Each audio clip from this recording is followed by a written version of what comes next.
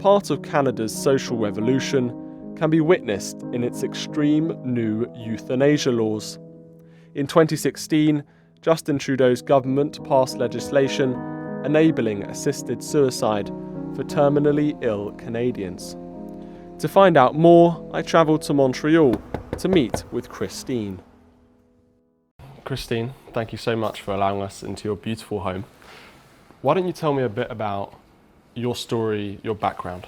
I served 10 years in regular force, Canadian Armed Forces and artillery. I soon early got injured training. When I jumped into a trench, my knee fell out of joint and the spine followed.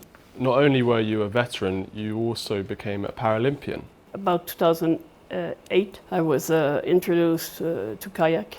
It seemed that I showed some talent in it, or I was approached to try out the sprint kayak, and I did, and became a 5-time world champion. Wow. The first thing I remember feeling when I was on the water was this sense of serenity and plenitude that I had not felt for so long.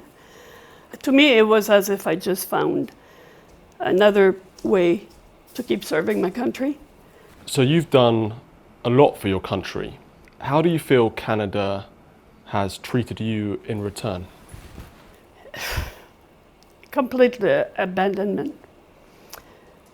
There was a time at first when I first became a veteran, the services were a lot better. Since I became a veteran in 1998, the government has gone to sell out or privatize our services.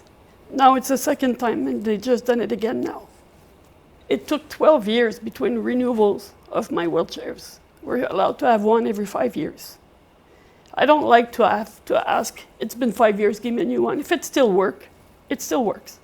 But 12 years, it's not normal.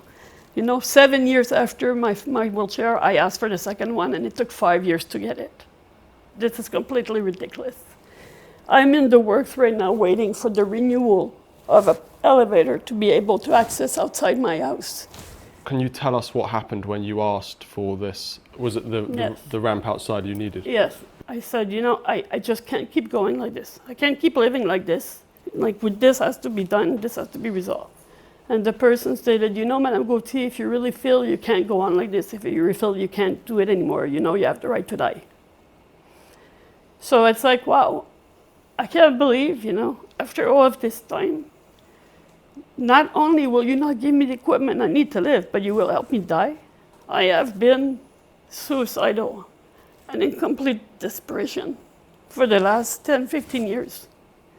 And suddenly you just come out and tell me, if you really can't go on anymore and you feel you can't do it anymore, you just, you have the right to die. It's really hard to understand this when you still are maybe blinded enough or stupid enough to believe and think that your government is there to help you and not to end your life because you're becoming too pricey or too much of a problem. But presumably you want to live, and this person telling you that you had the right to die must have been one of the most awful things that anyone could tell you after all of the things that you've been through. Yes, I think that if I want to live. Nobody ever asked me, of course if someone asked me, what do you want to do today? Well, if I had the choice, I would want to go and run. I would want to go and do many things. So right now, yes, I would like to be able to live, but with autonomy and dignity, and do things for myself as much as possible. How many other cases do you think there could be in Canada like yours? My God, I'm terrified to hear the numbers because, like I said, personally, I didn't even know there were others. Whether you push someone in despair enough for them to commit suicide, which we all know the numbers are astronomical for veteran suicide, or whether they get to have the attention enough to get made, it's not different. It is the same for me, whether you will provide the room to do it or so, or just let them crawl into their own hole and die. What's the difference? For myself, I've I've had been close many times of committing the act. If it had not been for my mother still there and somehow her calling me at this moment, or for these, my dog coming and sitting littered on me when I was about to do it, whether they were, I don't explain why and how this has happened, but it did. I don't think it's a government's place or an hospital's place to decide, yeah, okay, you're a little depressed this week. Here, sign this paper 3 times. We'll ask you, you sure you want to die?